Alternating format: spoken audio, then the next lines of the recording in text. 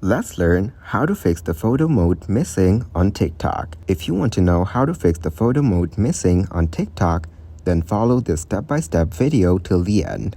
First, go to your TikTok account and open your profile from the bottom right corner. Then tap on the three lines in the top right corner. This will take you to a menu. Tap on Settings and Privacy. Scroll down until you find Report a Problem. Then tap on it. Next, tap on Account and Profile. Now, you will see some options.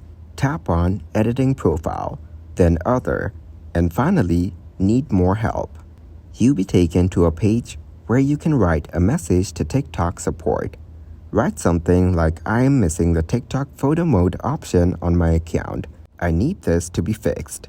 TikTok support is the only one who can help you with this issue, so it's important to contact them. After you've written the message, click on Submit.